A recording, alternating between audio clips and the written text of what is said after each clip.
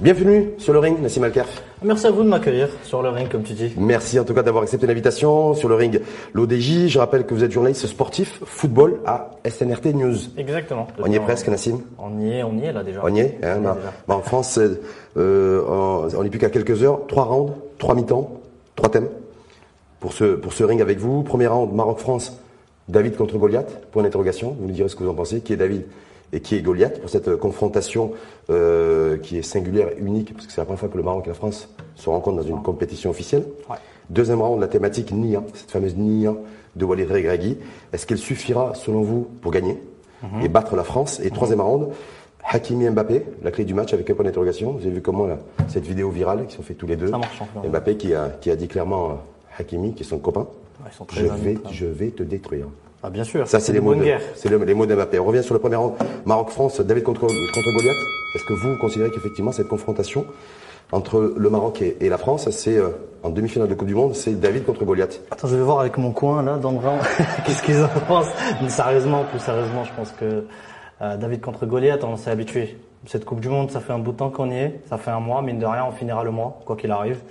On a tout le temps été le petit.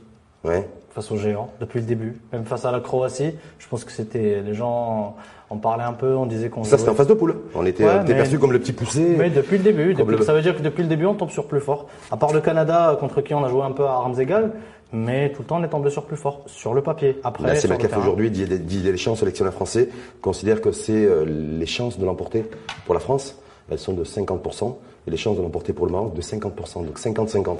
Est-ce que vous partagez, vous, ce point de vue? Pragmatique qu'il est, il dira pas le contraire, parce que sinon il mettra beaucoup trop de pression sur son équipe. Chose que je pense que je suis Deschamps depuis un bout de temps, c'est pas son style. Je peux vous assurer que Deschamps il prépare le Maroc comme il aurait préparé le Brésil, comme il aurait préparé l'Espagne, comme il aurait préparé n'importe quelle nation. Vous êtes sûr de ça? Aujourd'hui, sûr à 100%. Le Maroc qui rencontre la France en demi-finale de Coupe du Monde, ça aurait été différent si ça avait été la Croatie, si ça avait été l'Argentine, Je pense que la Croatie aussi nous a pas pris de haut. D'ailleurs, on a joué un match où on dirait qu'on était deux équipes de miroirs, l'une en face de l'autre. On se ressemblait beaucoup dans le jeu, dans ce qu'on attendait de l'autre. Mais les choses ont changé au fil des matchs parce que le contexte n'est plus le même. À un moment donné, on cherche la victoire. Contre la Belgique, on va aller chercher, on arrive à faire mouche. La même chose au Canada, d'entrée, on va aller chercher, on arrive à faire mouche. Après, on a un match très compliqué à gérer, qu'on a extrêmement bien géré. Donc, Deschamps a très bien vu ça, a très bien suivi l'équipe nationale et croyez-moi que moi, je vous le dis aujourd'hui, la France sera prête comme si elle allait jouer le Brésil. En même temps, il y a le poids de l'histoire aussi. On refait pas l'histoire, Nassim Al-Kherf, vous le savez mieux que moi. C'est un derby. Donc voilà, c'est un derby, il y a une vraie adversité aussi. Il y a le fait de se dire, voilà, c'est un pays aussi avec qui il y a une proximité historique, une proximité géographique, une proximité culturelle et une espèce de challenge aussi sur le contexte sur le fait aussi, de pouvoir challenger un peu et tutoyer un petit peu peut-être un pays comme la France et l'Hexagone. Le contexte géopolitique aussi fait que ça soit un derby aujourd'hui. Si on suit un peu ce qui se passe un peu du côté politique et du côté géopolitique et faire le parallèle avec le football, on va dire que ça va prendre une autre dimension. Bien sûr, avec la diaspora marocaine qui est bien présente en France, ça va prendre une dimension de derby. Les cafés seront divisés. Donc on voit bien que c'est différent si ça avait été la Croatie ou l'Argentine. La France, c'est quand même particulier. C'est quand même particulier de rencontrer la France. Qui misait sur une demi-finale France-Maroc au début du mondial? Qui? Personne ne misait là-dessus, mais non, on y est. On y est à quelques heures derrière du coup d'envoi. Les binationaux aussi, on le voit bien, qui sont de part et d'autre aussi. Un certain nombre de joueurs, d'ailleurs titulaires en équipe nationale, y compris d'ailleurs le sélectionneur qui est franco-marocain, qui est né en région parisienne. Est-ce que tout ça aussi fait que Walid Regragui, par exemple, en tant que franco-marocain, né en France, qui a fait ses premières classes de joueur et d'entraîneur d'ailleurs dans l'Hexagone, est-ce que là aussi il va se dire, mais voilà, il y a une rivalité avec Didier Deschamps? Rachid, on va pas apprendre aux gens ce que c'est la rivalité Maroc-France. En tous les sports, tous les domaines, tout le temps. Aujourd'hui, quand même, on n'a plus autant de joueurs formés en France qui jouent en équipe nationale. On a une diversité, on a des joueurs formés au Maroc, je pense à 11 sur 26. On a des joueurs formés aux Pays-Bas, des joueurs formés en Espagne et quelques joueurs formés en France également. On y est toujours dans l'école française. Avant, si on avait rencontré cette équipe-là, disons en 2018 ou en 2014, si on s'était qualifié, on allait les affronter avec une équipe quasiment totalité formée en France. Aujourd'hui, les choses changent. C'est l'image un peu de la diaspora marocaine. Exactement. Stratégie, selon vous, de Walid Regragui de ce match entre l'Espagne en huitième de finale, entre la stratégie mise en place par Walid Regragui pour le Portugal et la France pour cette demi-finale. Est-ce qu'il va camper sur ses positions avec un bloc extrêmement bas et tout le monde un petit peu en défense avec une série en sentinelle, les Ziyech et Bouffel pour jouer les bons ballons? Je te rends la question. Si tu gagnes et tu fais un parcours comme ça, est-ce que tu oserais changer quelque chose? Est-ce que toi, tu oserais changer quelque chose? Est-ce que c'est le même profil d'adversaire, à savoir l'Espagne, Portugal et France? Mais est-ce que toi, tu oserais changer quelque chose je parle du dispositif, des joueurs. Espagne, Portugal, il n'y avait pas Mbappé, il n'y avait pas Dembélé, il n'y avait pas Giroud. Là, ils sont côté de l'Hexagone. Il n'y avait pas Griezmann non plus. Il y avait Raphaël Leao, il y avait Cristiano Ronaldo, il y avait Bernardo, il y avait un Bruno Fernandes au sommet de son art qu'on a pu voir. Qui a manqué de réussite. Il y avait des super joueurs. Ils ont 2 effectifs. En Espagne, on en parle. Il y avait des Pedri, mais on en sort parce qu'au final, sur le terrain, c'est 11 hommes contre 11 hommes. Je pense que l'équipe qui aura le plus envie et l'équipe qui aura le plus la niaque va le remporter parce qu'on parle d'une demi-finale de Coupe du Monde. Une demi-finale de Coupe du Monde se joue d'abord dans les têtes, dans les duels, avant qu'on parle de tout ce qui est tactique et technico-tactique. Duel et physique, justement. Vous avez suivi comment France-Angleterre, qui a suivi d'ailleurs le quart de finale contre le Portugal. On a vu un match extrêmement intense physiquement entre la France et l'Angleterre. Comme le nôtre en première mi-temps, c'était irrespirable. Très physique, Nous, on a des joueurs qui ont eu du mal à finir le match. On a même vu Ziyech qui est pas sorti sur blessure. En tout cas, suite à un choc. Petite blessure. Voilà, petite blessure musculaire en tout cas. Est-ce que là, il y a une inquiétude, selon vous, à nourrir sur la capacité de nos joueurs et des 11 joueurs qui seront sur le terrain, des 11 titulaires, à tenir la dragée haute et à tenir surtout l'intensité physique que risquent de mettre les Français dès le début du match? Ils viendront le chercher dès le début du match parce qu'on est quand même un peu plus fatigué. On a eu un parcours très compliqué, beaucoup plus compliqué que celui de la France. Si aujourd'hui on cite les écuries qu'on a rencontrées, on n'est tombé que sur des gros. La France a quand même joué la Pologne, c'est un peu moins Danemark, solide. l'Australie. Ça a joué l'Australie, ça a joué Pologne, le Danemark, ça a joué la Tunisie, ça a joué l'Angleterre. Enfin, nous on a eu que des costauds. Quand on a vu la France jouer contre l'Angleterre, est-ce qu'on peut nourrir aussi quelques craintes? Moi non, parce que moi je vois une France qui est aussi dangereuse que le Portugal contre la Suisse. Si on avait vu, on aurait eu peur. On a vu le sort, c'est 6-1, on aurait eu peur. Mais une fois sur le terrain, ils vont venir nous chercher. Il faut qu'on soit solide pendant les 10 premières minutes, les sortir, gagner en confiance. 10 premières minutes ou les 20 premières minutes? Ça va commence phase par phase. Il faut commencer par les 10 premières minutes. Après, on passe 10 minutes par 10 minutes. Après, on passera aux 30 minutes qui vont suivre, y compris le retour. Avant de passer justement au deuxième round, Nia suffira-t-elle pour gagner? Est-ce que vous avez des infos, vous qui êtes bien connectés, sur l'infirmerie? Parce qu'on a vu aussi Romain Seyss, est-ce qu'il jouera pas? Aguel fera-t-il son retour? Mazraoui également. Feront le maximum pour être là présent parce que peut-être qu'ils joueront plus une demi-finale de Coupe du Monde de leur vie. Ils le savent. C'est des chances qui viennent de temps en temps, une fois par génération, qu'on va jouer. Est-ce qu'on peut se permettre de rentrer blessé sur le terrain en prenant le risque d'handicaper son équipe? Est-ce qu'il ne faut pas avoir 11 joueurs sur le terrain, Nassim Al-Khelaifi, qui soient à 100% de leur moyen? La logique et l'exemple, c'est ce qu'a fait Bono. Lorsqu'il se sentait mal, il savait qu'il allait être un poids pour son équipe, il a demandé le changement. Mais il y a des joueurs qui se sentent bien et au fil des minutes, la fatigue, c'est physique. Des fois, c'est pas que mental, c'est aussi physique et le physique, il répond plus. On a vu Seyss se serrer les dents pendant quasiment une mi-temps. Plus même, après il a commencé à boiter, ça a commencé à faire très mal. Et après il est sorti sur Sivière. Il a demandé un remplaçant, il s'est allongé pour sortir sur Sivière. Donc la même chose pour Naïef, il a serré les dents, il a joué jusqu'au bout alors que la blessure, il l'avait contracté en première mi-temps. Est-ce qu'il risque pas de le payer ça et du coup d'être absent contre la France? D'être absent contre la France, d'être absent pour le reste de la saison parce qu'on oublie, le football ça s'arrête pas demain. Le football ça s'arrêtera pas le 18, ils ont encore une saison à jouer, mais je pense que l'enjeu, une demi-finale de Coupe du Monde pour le Maroc, crois-moi que tout le monde va serrer les dents et tout le monde, sans jeu de mots, va accepter de prendre des coups de poing dans la gueule. Un mot sur Mazraoui, parce que je rappelle qu'on on a un super remplaçant pour Mazraoui. Moi, je suis pas inquiet. Là, il a fait le job. Les gens, ils étaient inquiets. Je dis Mazraoui parce qu'en face de Mazraoui, ça sera Dembélé. Je préfère que ce soit Atiyatla en pleine forme qu'un Mazraoui diminué, par exemple. D'accord. Parce qu'Atiyatla a déjà marqué. Donc on va dire le poids de l'infirmerie qui va jouer aussi. Ouais, qui n'avait rien à envier. Même les talents des remplaçants. Aujourd'hui, la force de cette équipe nationale, Rachid, c'est, avant qu'on passe au round 2, la force de cette équipe nationale, c'est cette cohésion. Les dril, qui comme on dit à l'Arabie. N'importe qui rentre fait le job. peu importe le nom, peu importe où il joue, il va faire le job. On a fini contre le Portugal de Cristiano Ronaldo avec une défense composée à 90% de joueurs ici de la Botola. Et on l'aurait dit il y a 6 mois, on nous aurait pris pour des fous. Contre Cristiano Ronaldo en quart de finale de Coupe du Monde. Mais en même temps, Cristiano Ronaldo vieillissant, Cristiano Ronaldo Ça reste Cristiano Ronaldo. Des problèmes de Vous pouvez se vestiaire. réveiller et nous mettre un coup de poing. Ouais. D'ailleurs, il a failli, Voilà. il a failli marquer un but avec Voilà. Bono qui a fait un arrêt réflexe extraordinaire. Deuxième round, Nia, cette fameuse Nia. C'est dans la bouche de tous les Marocains, d'ailleurs Marocains et Marocains confondus. Nia. Un propos ou un message, peut-être politique d'ailleurs, exprimé par Walid Regragui, le sélectionneur de l'équipe nationale, au lendemain d'ailleurs du match nul contre la Croatie. C'était un premier match de poule, parce qu'il y avait des critiques qui avaient émané de certaines personnes sur les réseaux sociaux et autres, en disant on a manqué le coche contre la Croatie, on aurait dû gagner. Et c'est là où il avait exprimé On s'était trompé sur la Croatie. Le poteau rentrant et le poteau sortant, en appelant les Marocains et les Marocains à plus d'ondes positives et de vibes. Et donc de Nia en même temps. Il ne nous apprend pas quelque chose de nouveau, Walid. C'est ancré dans notre culture, on dit depuis tout petit, Mounier qui relève. C'est celui qui va de bonne foi, qui gagne à la fin. Soit par un miracle, ou sinon dans le football ça compte. Les ondes positives ça compte. Les ondes négatives aussi. Parce que si on se fait lyncher après un match nul d'entrée en Coupe du Monde contre le vice-champion du monde, je ne sais pas ce qu'on espérait. Il faut d'abord prendre ses repères, déjà. Ça veut dire quoi pour Walid Regragui, lui, quand il parle de Nia? La bonne foi. Dernière sortie médiatique de sa part, c'est Nia, c'est les compétences. C'est rappeler aussi qu'il a géré des clubs, il était entraîneur de club au Maroc. Non, on lui a pas fait confiance. On lui a pas fait confiance, qu'il a été critiqué. Il dit aujourd'hui clairement aussi, il y a certains escrocs, c'est le terme employé par Walid Regragui, qui veulent s'approprier aussi la victoire, un peu le parcours. On voit que voilà, il y a beaucoup de choses. Quand il a parlé escrocs, juste pour que ça soit clair, il a parlé de beaucoup d'escrocs concernant des coachs qui s'approprient les victoires. Au lieu de parler de leurs joueurs, parce que il a clairement dit que toutes ces victoires, c'est les victoires des joueurs. Et de la fédération. Bien sûr, il y contribue, lui, en tant que coach, mais il dira jamais que c'est sa victoire. Il dira toujours que c'est la victoire de ses joueurs prioritairement, parce que jamais un bon entraîneur sera bon entraîneur sans bons joueurs. Il l'a clairement dit, et c'est à ce niveau-là qu'il va parler, mais c'est pas sur ça qu'il a parlé de Nia. Nia, il nous a demandé de faire preuve de bonne foi, de croire en cette équipe nationale, de croire à notre rêve, tout simplement. Il nous demande quelque chose qu'on a déjà fait quand on était petit et que nos parents nous ont appris.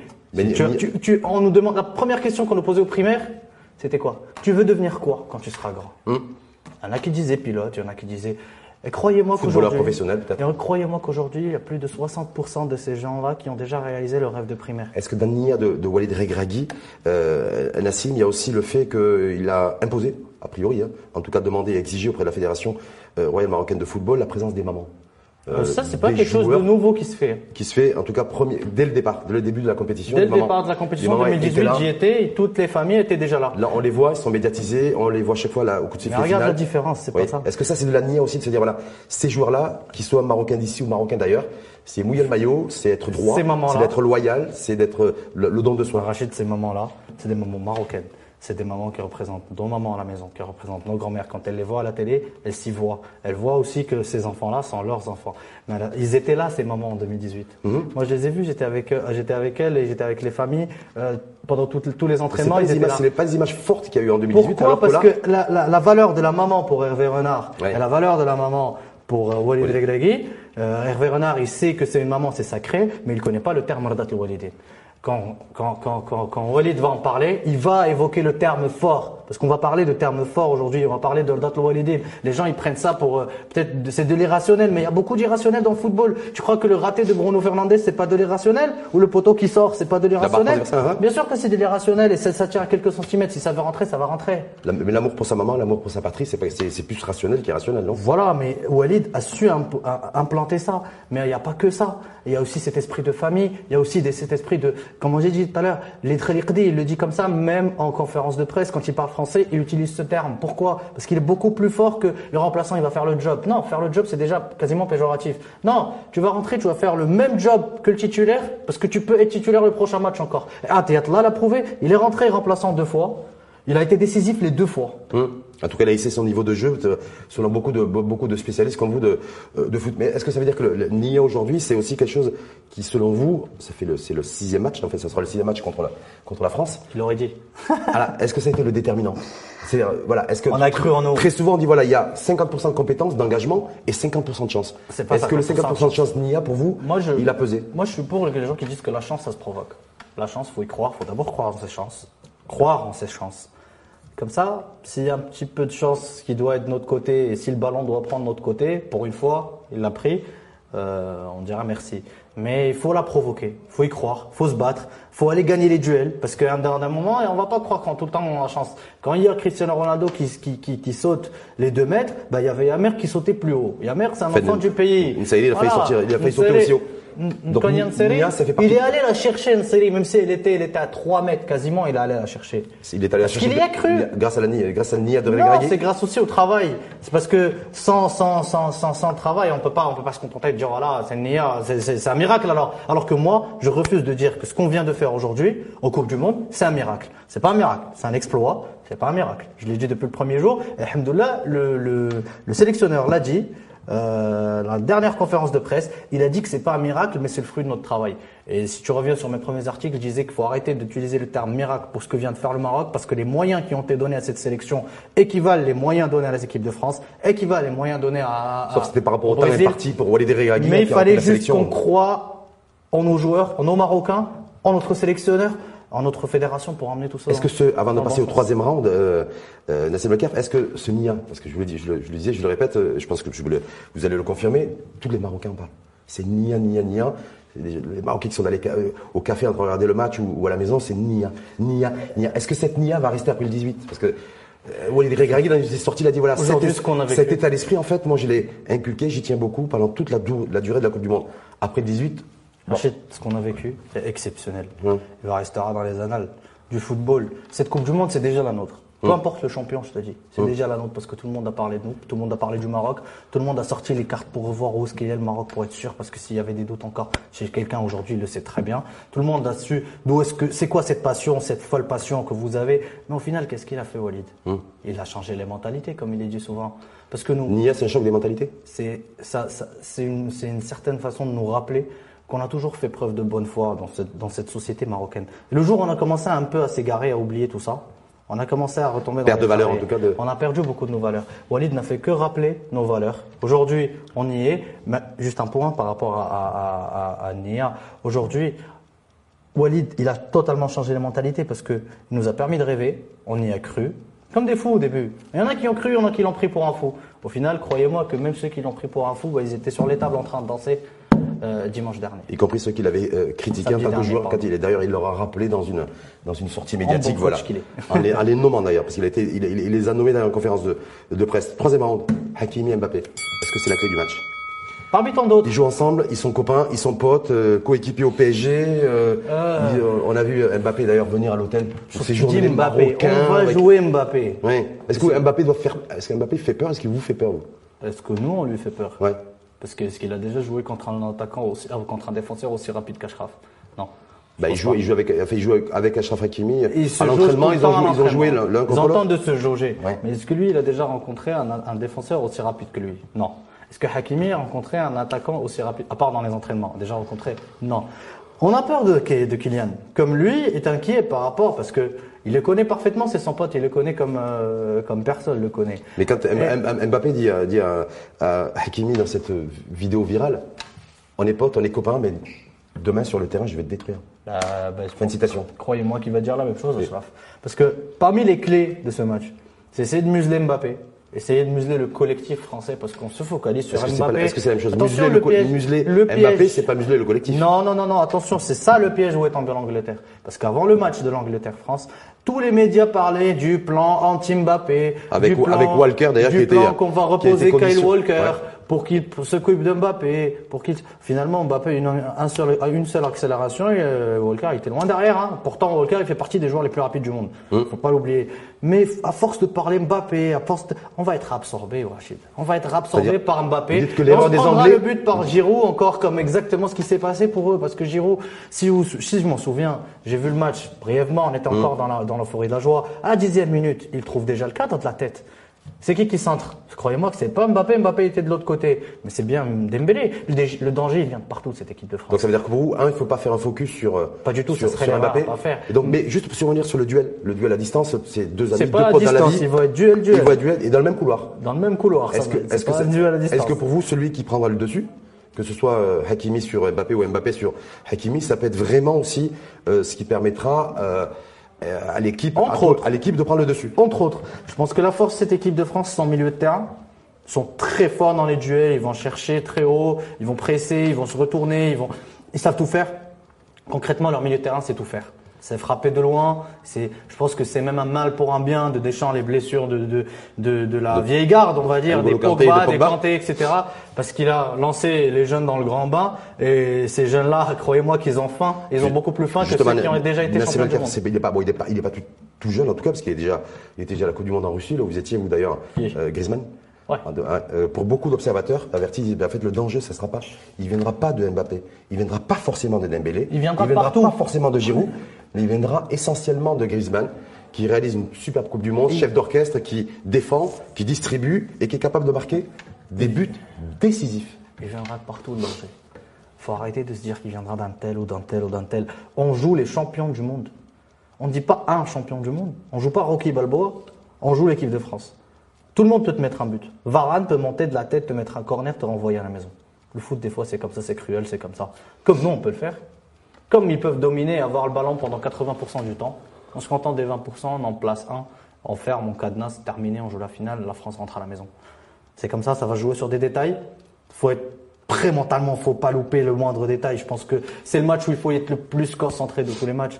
Comme à l'Espagne. C'est comme pour l'Espagne, on n'a pas manqué de concentration pendant les 120 minutes. Croyez-moi que quand la France, ça peut durer aussi 120 minutes parce que si on tient la mi-temps à 0-0, on sort gagnant, ils vont avoir du mal à nous battre. Autre duel peut-être, est-ce que vous considérez que c'est un duel ou pas? C'est vous le spécialiste foot. Sur les côtés aussi, hein. On a d'un côté Jules Koundé avec Buffel, voilà, et Ziyech avec Théo Hernandez qui joue latéral au Bayern. À la Juventus de Turin, pardon, au Milan AC. Théo, il est à l'AC Milan. À l'AC Milan, voilà, au Milan AC. Est-ce que là aussi, ça va être aussi la clé? On sait très bien qu'on a nos latéraux qui montent très haut. Eux, ils ont les latéraux. Ça monte pas? Les latéraux aussi qui montent, en fait, qui participent au jeu offensif. C'est pas monté. On a privilégié le premier rôle d'un latéral. Tu défends. Après, si tu as 2 ou 3 actions tu montes où tu peux te faire plaisir, n'hésite pas. On a souvent vu Hakimi monter. On a vu Arteta qui frappe contre le Portugal. D'ailleurs, ça passe pas loin et c'était magnifique comme action. Donc, on va y aller. Pas trop non plus parce que derrière, ils ont des clients, ça va aller très vite. On va encore voir Buffel qui va faire ses petits drills magiques à 40 mètres des buts. Attention parce que là, Koundé, ça presse. Koundé, c'est physique. C'est peut-être pas un arrière droit de métier, mais il l'a joué au Barça de temps en temps. Est-ce que Buffel, il y a une clé à jouer? Il s'en sort. Est-ce qu'il y a une clé aussi? Il faut qu'il soit vertical. Il faut qu'il aille le provoquer aussi. Faut qu'il soit vertical. Oui. Faut qu'il rentre, faut qu'il soit vertical, faut qu'il aille droit au but. Les gris-gris, il les a pas fait contre le Portugal. Il a été dans des dribbles efficaces, des dribbles qui ont fait la différence. Oui, mais à 40 mètres des buts. Des fois, il était à 40 mètres des buts. Mais des fois, il était dans notre moitié de terrain. Il a pas beaucoup dribblé dans notre moitié de terrain, mais dans l'autre moitié de terrain, si. Moi, je trouve que les gens, ils sont un peu trop durs avec Buffel sur ce mondial parce que je pense qu'il est très, très discipliné tactiquement. Il l'a jamais été en équipe nationale. Je parle de son repli, je parle de son coup de main, je pense comment il est au milieu, comment il perce au milieu. Mais on se contente de vous dire, ouais, il perd beaucoup de ballons. C'est son jeu. Non, c'est surtout faut savoir ce qu'on veut. On veut un peu de magie. Et sans football, sans magie, il n'y a pas de football. Ziyech Hernandez, ce duel aussi à distance. Quand sur on a les un ballons. technicien et un athlète, Théo, ça va très vite. Il fait partie des meilleurs latéraux du monde. Il fait partie des latéraux des joueurs les plus rapides de la planète. Encore une fois, je vous le dis. Parce qu'on a, sur le côté gauche français, côté Mbappé, Théo Hernandez, les deux auront du taf. Achraf et Ziyech auront beaucoup de taf. Ils vont être épaulés, bien sûr, par Ounahi, qui est exceptionnel, stratosphérique. Depuis 2 matchs. Depuis 2 matchs. Pourquoi? Parce que dernier. L'Espagne. Parce qu'on l'a pas cassé. En poule, on l'avait pas trop vu, mais. Parce qu'on l'avait pas trop vu. Mais l'entraîneur l'a pas cassé. Il l'a protégé. Pourquoi? Parce qu'il savait que ce mec-là, le jour où il va éclore, ça va faire toute la différence. C'est aussi la stratégie Nia, ça? Bah oui. La confiance. Il fait confiance à ses joueurs, à son groupe. Nassim, pronostic. Non. C'est toujours l'exercice difficile. Non. Ce pronostic, déjà de se dire, voilà. Moi, tu me laisses faire les pronostics sans parler. On va faire les pronostics avec les gants. Pronostic avec les gants, il va cracher le morceau. Nassim, pronostic. Tu me demandes pas de pronostic. Maroc-France, il faut se mouiller. Quand on est un journaliste foot comme vous, qu'on suit l'équipe nationale. 1-0 encore. 1-0 pour nous. Ouais. Passe caméra, 1-0. 1-0 pour nous. Parce que sinon, minimum 1-0. Voilà. Sinon, on les ramène au pénal. Donc, si on les ramène au pénal, bah, on a Bono. Donc, ça rime en plus. Donc, ça veut dire finale de la Coupe du Monde, le dimanche 18 décembre. Aucune raison pour qu'on n'y arrive pas.